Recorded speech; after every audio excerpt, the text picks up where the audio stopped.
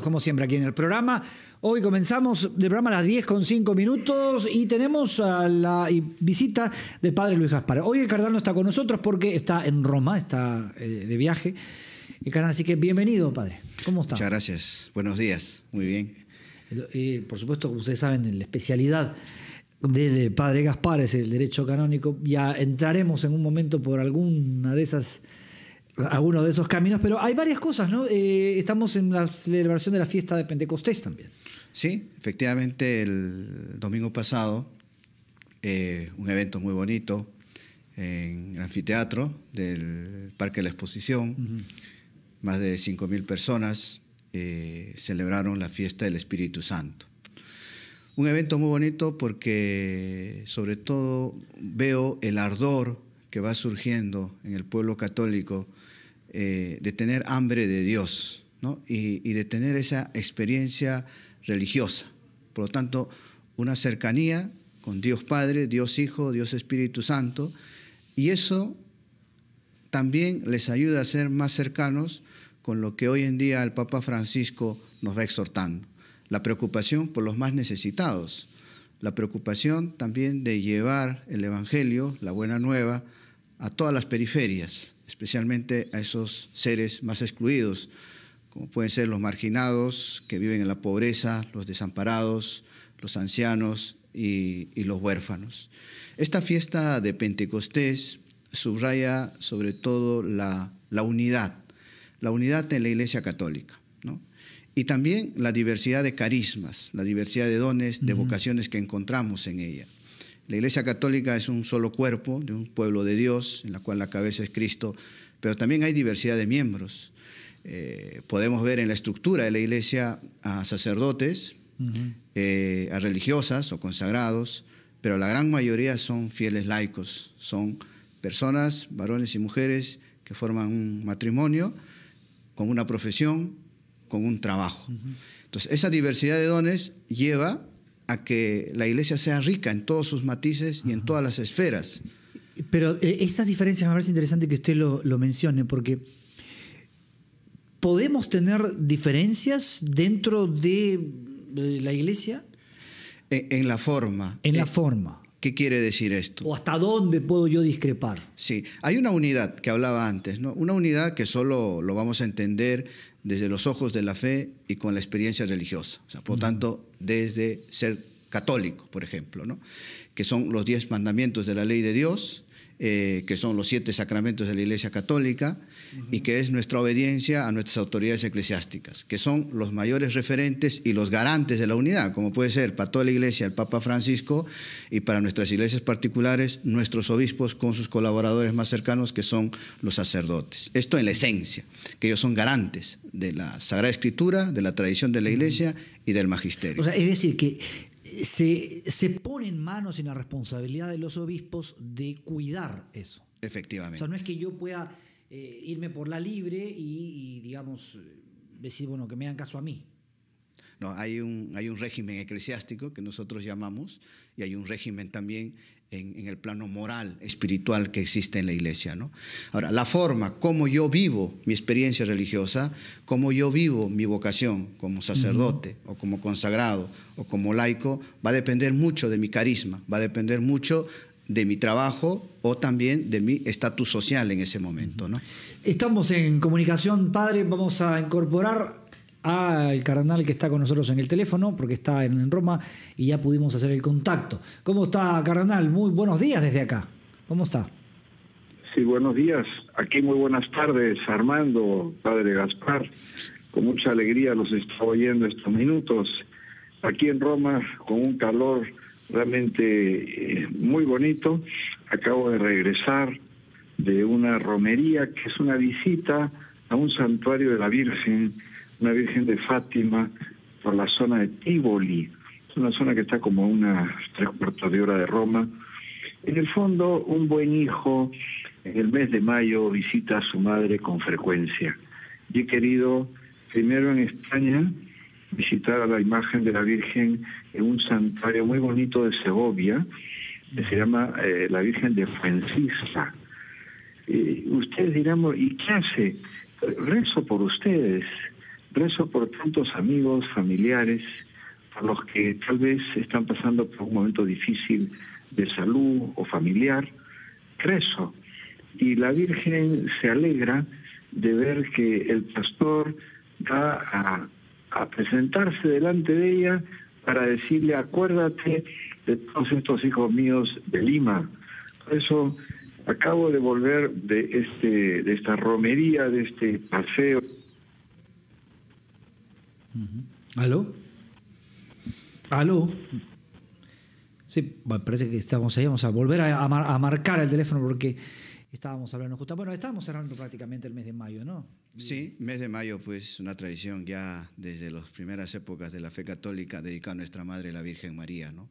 Y es una costumbre en todas partes del mundo. Aquí en Lima recientemente hemos visto una peregrinación al Morro Solar, por ejemplo, ¿no?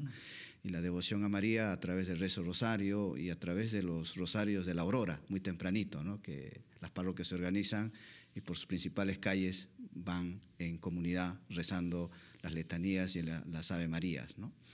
La Virgen María en nuestro país tiene una devoción espectacular. Por el sur, por ejemplo, la Candelaria en febrero es muy bonita, en Puno, en toda esta zona. En el centro del Perú, la Virgen del Carmen, por ejemplo, ¿no? No, claro. Aquí en Lima mismo. De una muy fuerte devoción, sin duda. Ya retomamos la comunicación. Cardenal. Sí, decía yo que estas visitas a la Virgen pues siempre son especialmente entrañables. Es un hijo que va a visitar a su mamá. ¿Y qué le cuenta? Pues le cuenta las cosas de su familia, le presenta las necesidades de todos y le agradece por la enorme fe y el cariño con que nos trata a todos. Aprovechen estos días de mayo para visitar a la Virgen. Con el Papa, como les decía, espero saludarlo el próximo miércoles, porque estos días ha estado muy ocupado en su agenda. Y aparte de eso, pues decirles que el motivo de mi viaje, que es la reunión del Consejo de Economía, pues ha tenido lugar ya el día jueves y viernes.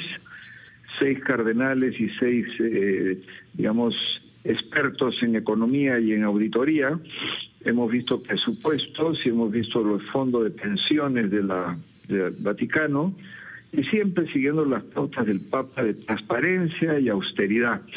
Una experiencia muy bonita porque es estar con el secretario de Estado y estar también con cardenales de Sudáfrica, de México, de Francia, de Estados Unidos, y expertos que nos ayudan a trabajar para vivir bien la pobreza, que es tan importante en la Iglesia. Solamente invitarlos ya con anticipación al Corpus Christi, el próximo, no este domingo, sino el próximo, que ya espero estar de regreso en Lima. Como siempre, los extraño mucho. He estado acompañado de 2 sacerdotes que están estudiando aquí, el padre Paulo y el padre Tomás, y bueno, ya todos ilusionados con volver a la ciudad de Lima y a trabajar muy unidos. Veo desde lejos algunas dificultades que hay en el país y siempre rezo por la paz y por el entendimiento y el diálogo, que siempre es necesario con la verdad, ¿no? Cuando se miente uno siente que algo no camina, pero busquemos la verdad sin temor. Y ojalá que el país retome un camino de paz, de progreso, de unidad. Armando, cualquier pregunta estoy a tu disposición. Muy bien, cardenal. Bueno, no, solamente reiterarle el saludo y mencionarle que estamos aquí a la espera y a la vuelta ya vamos a conversar un poco de lo que han sido estas cosas, cómo van las cuentas del Vaticano, ya nos contará también.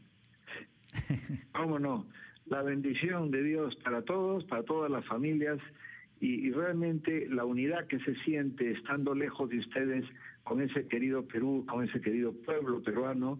No olvidemos, son días para visitar a nuestra Madre en este mes de mayo. Que Dios los bendiga y muchísimas gracias. Muchas gracias cardenal por estar con nosotros. Un saludo, eminencia. Y a la vuelta del canal vamos a seguir conversando sobre lo que ha sido este viaje y otras cosas más. Nos tenemos que ir a la pausa y luego regresamos para seguir conversando con el padre Luis Gaspar.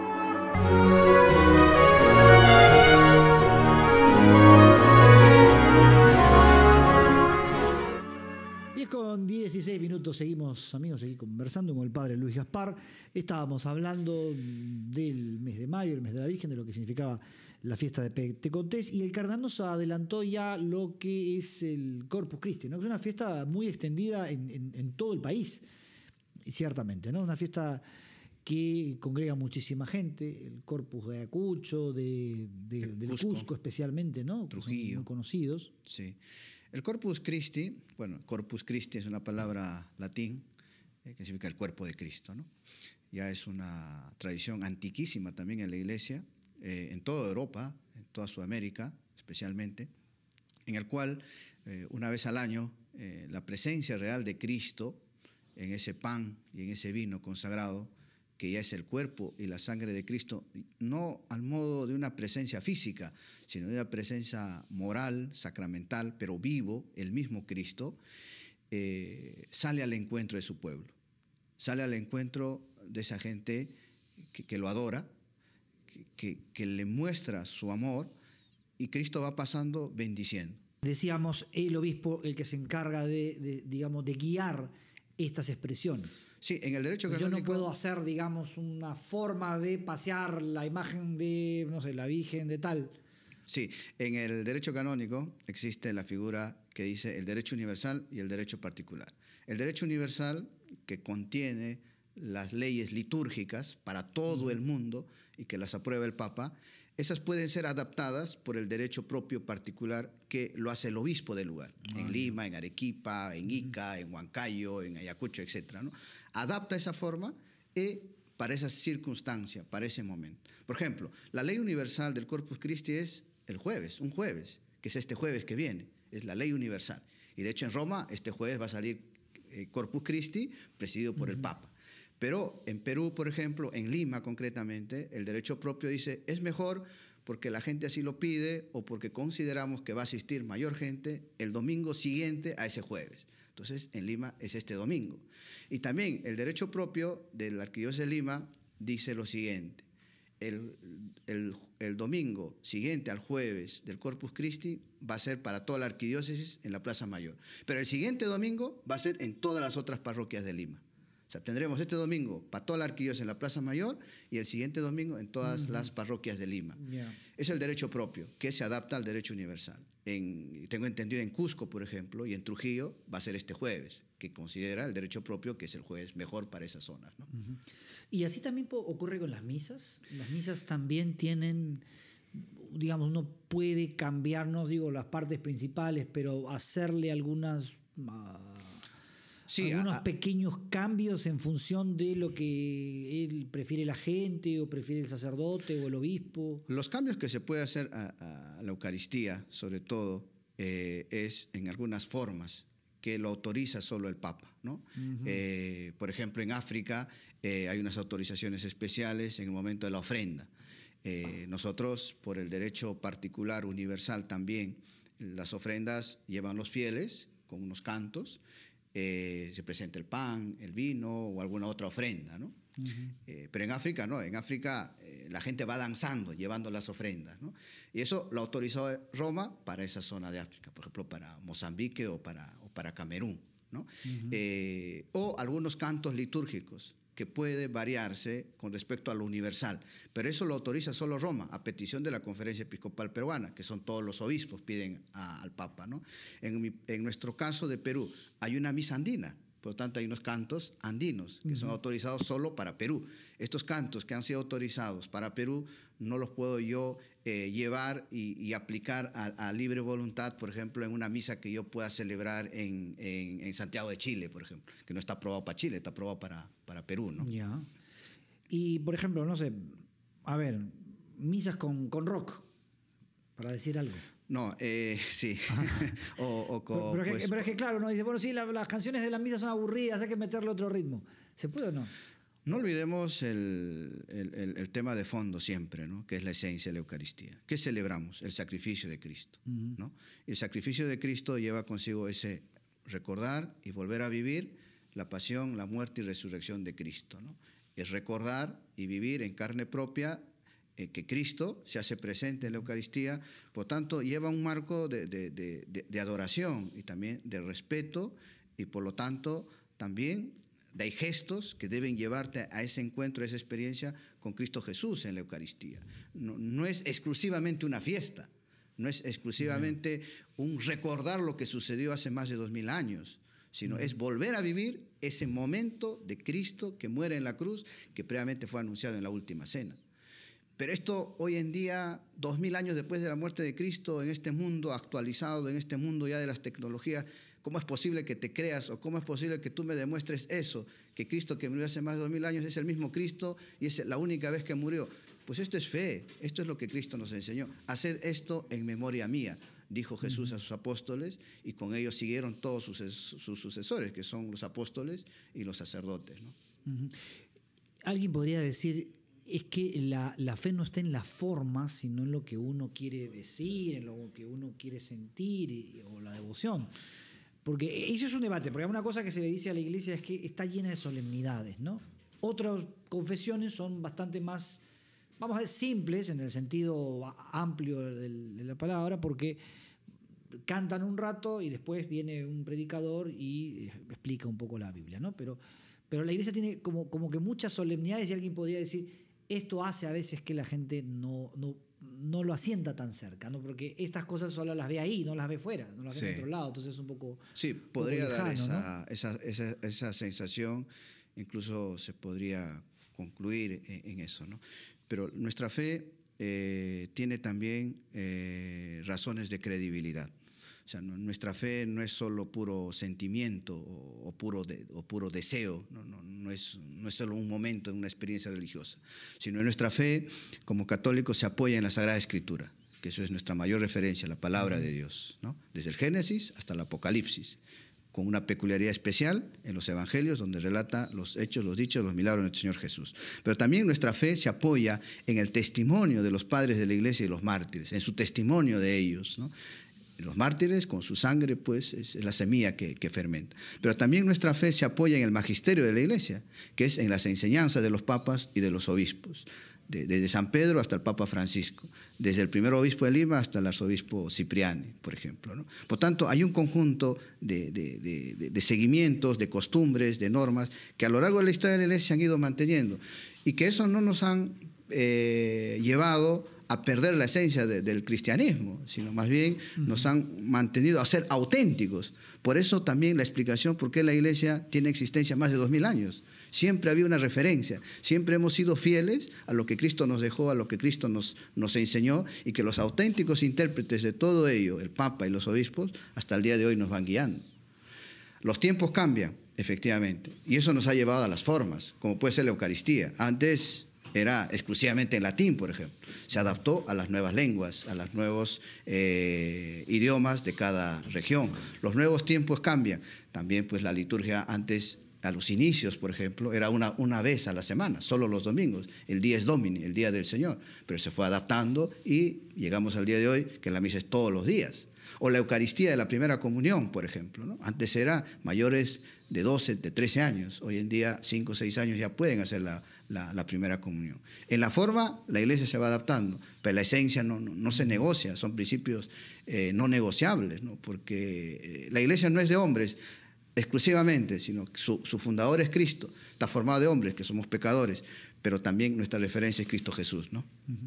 Muy bien, Padre, muchas gracias por estar con nosotros. Como siempre es un gusto tenerlo aquí, ¿eh? Bueno, el gusto también es mío, y dar mis saludos, especialmente en la Arquidiócesis de Lima, a todas las parroquias, invitarlos para este domingo a la fiesta del Corpus Christi y seguir motivándolos. Me dice que es el otro domingo. El siguiente, el domingo 7, ¿no? Perdón, claro, sí, el domingo 7. No sino el siguiente domingo, claro, ¿no? Y también motivarlos y seguir animándolos a que participen en el 20º Sínodo de la Arquidiócesis de Lima. Han participado hasta ahorita directamente más de 10.000 personas. Ya quisieran muchas encuestadoras tener esa encuesta directamente de más de 10.000 personas. Y es muy interesante, yo que estoy participando directamente en el sínodo, lo que va llegando. Tú tienes la palabra, mucha gente participa, mucha gente da sus opiniones, como tú acabas de preguntarme hace un momento, de algunos cambios, por qué, por ejemplo, la Iglesia pues, en este tema no cambia, etcétera, ¿no? Y es muy interesante, ¿no? Muchas gracias, que Dios los bendiga y muy buen fin de semana en el Señor Jesús. Gracias, Padre, gracias. Amigos, a ustedes también, muchas gracias.